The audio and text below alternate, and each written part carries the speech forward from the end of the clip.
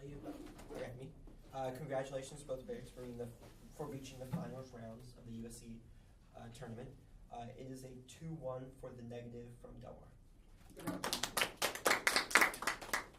Okay, I kind of thought that might happen because one of the things that crossed my mind throughout this debate, obviously this is a different format than I usually judge, and it's interesting to me kind of what types of arguments / things that are being said in the round kind of translate extremely well from policy debate and things that don't translate as poorly or as well. And so to me it was sort of interesting that on occasion, you know, some of the AF's argumentation I think was a little bit more of the flavor that I'm used to, and so that's obviously not your fault but translated in a different way. So kind of the first question I ask myself, which, you know, no matter what type of debate you do, is the same question that every judge hopefully asks themselves, is just how do I evaluate the round? And kind of to me, I guess some of the frustration is that there's a little bit of like two ships passing in the night in terms of the comparison of impacts. So it's like evaluate how we ought to best approach systemic oppression, obviously, the AF's argument versus evaluate the world of sort of ideal philosophy or theory. I agree with you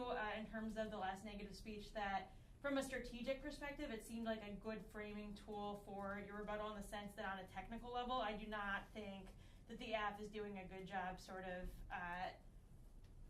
pure speech time-wise in terms of coverage of some of your stuff. There are a couple of reasons sort of why I don't end up siding with you on this argument. The first is I think that you spend a lot of time pointing out what they draw, but also don't sort of deal with the framing that they have, which is difficult for me to deal with. And that sort of gives me pause and I think hurts your ethos a little bit in terms of rhetorical force. The second is I don't think that these arguments, I don't know, you are right in a technical sense that they have that he's conceded some of these like ideal philosophy arguments or whatever, but to me the cross-ex and sort of everything that follows from that is what he is using in his speech to prove why that framework is a bad means of evaluating those types of debate. And I think that it's sort of difficult for me to separate the consequences of what that theory might be from your doing. The next, I guess, is that at the impact level, and once again, this might just be me understanding kind of how these impacts operate differently, is that even if you win that kind of framework level or whatever, I don't think that you do really a good job of explaining why your form of this ideal philosophy or whatever is a good one in the last speech. Like, you spend very little time explaining why the notion of coercion / government intrusion in terms of making decisions, in terms of, you know, what he calls slave owners, right, is necessarily bad in the last speech. And once again, that might just be a convention that's different for me than it is for you. But to me, that sort of impact level framing, if you do win that framework, I guess, is important. So if I kind of side with the affirmative, then it just becomes who best addresses these forms of systemic oppression, etc. And this is actually where I think gives me the most pause in terms of making the decision, is that the affirmative by this point in the debate is not really even giving themselves a bunch of credit in terms of the last affirmative speech is very much just like, we might do something that's a little bit good because something is a little bit bad now. And for me, I struggle with this because I think that you have good pieces of defense, but in my mind sort of lose that framing question conclusively enough that I don't think that you have an impact that outweighs it. And so, like I said, I think that in a lot of ways, just sort of the way that the affirmative has set up the arguments resonate far more with the policy judge than the way that the negative ones do, and that some of the technical concessions I can recognize are there on sort of a flow-centric level, but don't necessarily have the same impact to me as they would to the other judges. Go ahead. You want me to go? Okay. So I kind of agree with the top level framing thing. I feel like the argument that I think the AF needs to address is like, you know, what is if it's true that abstraction helps us justify things like, you know, oppression being bad, or, you know, what is the result of abstraction? Does it make us justify things that are repugnant? Or I think the next framing of this argument is that because, you know, our conclusions about ethics are sometimes imperfect, we need higher order principles to appeal to that we can fall back on, which I think is an argument that the AF has to deal better with in terms of explaining, you know, because I think the thing that gives me pause the most when making the decision is this like cross-ex moment, and I think Varun, you need like a much better answer than what you said. Like that question's gonna come up. Like not a good way to deal with that. So like that's the thing that's giving me the most pause, and like your frame framing of it is like, well, this is just a reason why humans, like, I think the framing of the 2NR is like depravity is a reason why we need higher order principles to appeal to more than ever, which, like, okay, kind of, but then again, like, there's also an empirical question of, you know, does abstraction actually help, or does it not? So the way I kind of sift through this is, first of all, I think that the 2AR is light on answering some of the arguments in on the NC level that I don't think. I think the way you've extended your offense in the 2AR is like very marginal. Like, you go for this like try or die framing, like, even if it's true that, like, you know, living wage causes more unemployment or whatever, like, at least try and get them out of these, like, you know, absolute slave-like conditions. And I think that Neg is playing a little bit of defense here, saying, like, it's not, like, your characterization that low wages are equivalent to slavery is not entirely true. And I struggle with this a little bit too, because this seems like a fundamentally, like, empirical question that you both should be reading more evidence on. That's like, you know, like the 2NR is like, here's some examples of, like, you know, you could file a lawsuit, or, like, you could leave your job, but, like, those are things that just beg the question of, like, you know, and the fact that there's no, like, geographic specification either. Like, obviously things are way different for people who are below the poverty line in the US versus, like, you know, a third world country or whatever. Like, those are questions that need to be dealt with. But I don't think the AF is doing enough work to say that, to access this kind of try or die framing. And in light of the arguments about abstraction, and I think some of the concessions on the NC framework, I think that negative can win, that coercion is bad without necessarily implying, without necessarily linking to all the arguments that the AF is extending without linking to the kind of try or die framing that the AF makes, if that kind of makes sense. So the way I kind of break the tie is the extension of some of the NC framing arguments about how, you know, it's not necessarily that it's about how coercion fits within the abstraction arguments that I don't think the 2AR covers particularly well. Okay, I don't know if that makes sense. What would your ideal 2AR have been? I think you just need to, first of all, I think you need to, like, point to more empirical examples and make, like, you know, point to, like, you know, you say, you just kind of, I feel like the 2AR is very rhetorically powerful without enough warrants. Yeah. Like, you're just like, slavery, slavery, slavery, and, like, yes, that's persuasive on one level, but on the second level, like, he has made responses to that, and you need to be a little bit more detail-oriented in saying, like, no, here's why, like, the legal system fails because, you know, and even using your argument, like, your evidence in the 1AC that talks about, like, neoliberal corporatization, be like, you know, like, how corporations have corrupted governments and, like, loosened regulations, like, all of those examples would actually help you, you know, but as it is, the 2AR is really top-level rhetorical, but not really addressing those types of issues. And then just paying more attention to his like offense on this level, which is just that, like, abstraction is good, and any reason that abstraction is bad, any reason that we screw up when applying ethical principles is just a reason why we shouldn't rely on contextual human judgments, a reason why we need, you know, more, like, axiomatic reasons.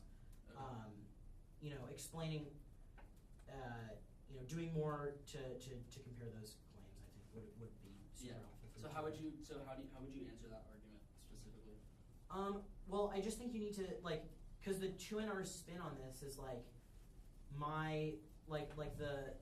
the negative implications of whatever the NC framework are not inherent to philosophy as a field. It's rather just a reason why, you know, it's a reason why we need to have deeper justifications. So when we try and violate those justifications, we can say why they're wrong, right? And you need to. I think just focusing more on, like, material, like, you need to go for the, like, material conditions outweigh, like, abstraction. Like, it doesn't matter what justifications we have for doing X, Y, or Z. You know, we can have the perfect philosophy, but if that doesn't ever translate into, you know, changing laws or changing, you know, empirical or material conditions of suffering, then who cares?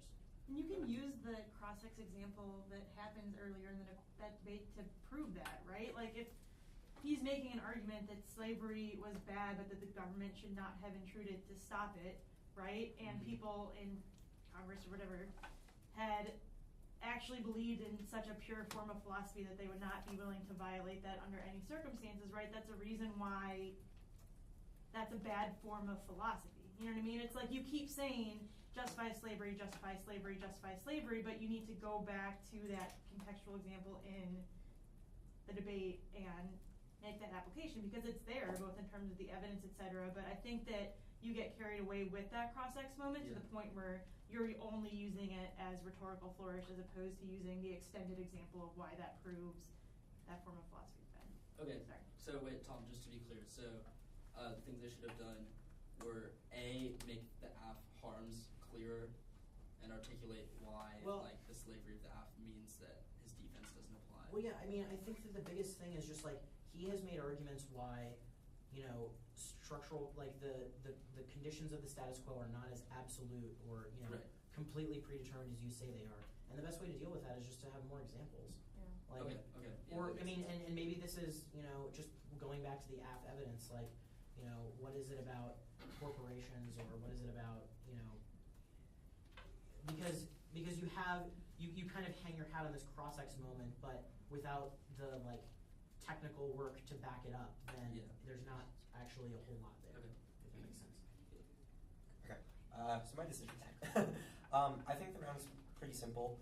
I think Varun's ahead on the abstraction debate, or whatever you want to call it, that we care about ideal theory not just because we care about ideal theory precisely because we need ideal theory to start the movement against oppression, to start saying, where do we go, how do we get moral progress?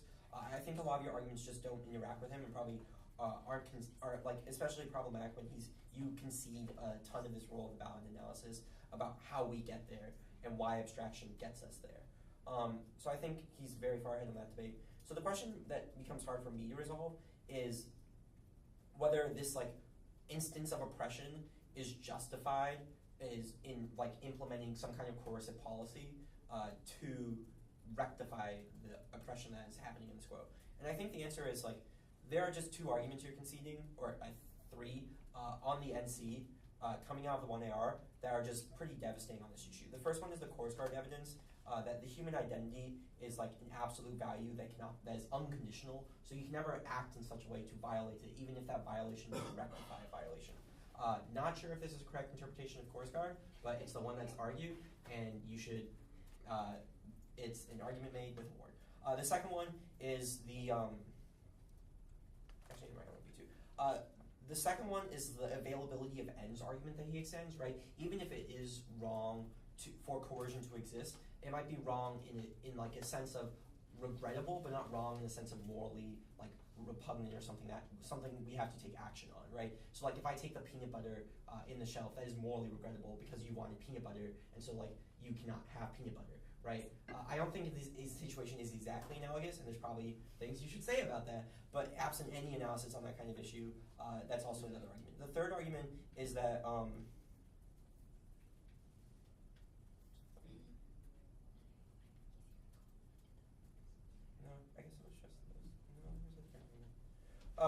the third argument has to do with the entering into a voluntary contract, whether it's voluntary or not, or what's the appropriate response to instances of coercion. Again, Varun, your CX probably needs to be a bit better on this because if there's a 1AR that just stands up and is look, a Kantian would think passing the 13th Amendment is a good thing, and that is a coercive act by the government, but it is a duty of universal law. Granted, the argument's not made, so I think the third argument about, what did I just say? Oh, the difference between the something being wrong and the appropriate response being something wrong.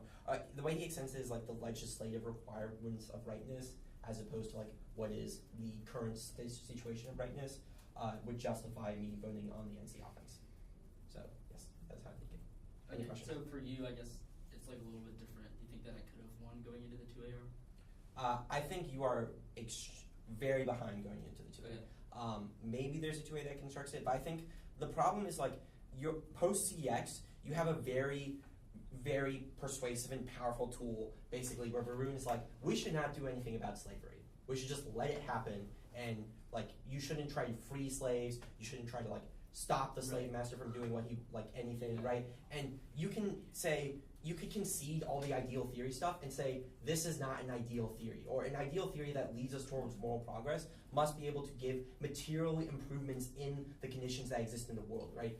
Like it's the distinction between ideal and non-ideal theory is not as absolute as either of you portray it is. And if you give that kind of like, if you think it's more modified, right, then there's a very strong 1AR that just stands up, extends your cards, and be like, look, I'm not extending them as a response to the ideal thing or theory or the abstraction argument. I'm extending them as a reason why your ideal theory is wrong, because it implies that it would stop moral progress from ever happening.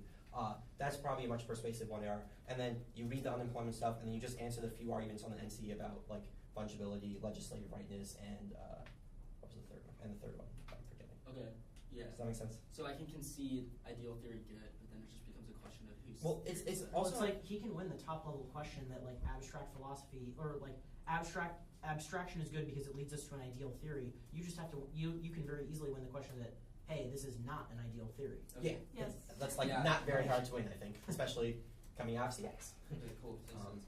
The other thing is like, even if he wins, and this might be a more like nuanced approach, even if he does win, the ideal theory abstraction is good, that does not mean you should only have an ideal theory, right? The conclusion of that argument is just like don't have non-ideal theories, right? There is best example of this, Course Guard's, I don't know why I'm talking about Course Guard's article, but Course Guard's article on the right to lie is like, it's not sufficient to just have an ideal theory because that leads to absurd conclusions like Kant's example of the murderer at the door, right? So similarly, just having an ideal theory leads to absurd conclusions like we shouldn't do anything about slavery. Probably a pretty persuasive and powerful argument about why his pure roll of a ballot is just as bad. So yeah. Okay, I just have one. More questions. I Okay. just have one question, which is, what would be your answer to the CX question? My answer to the CX question?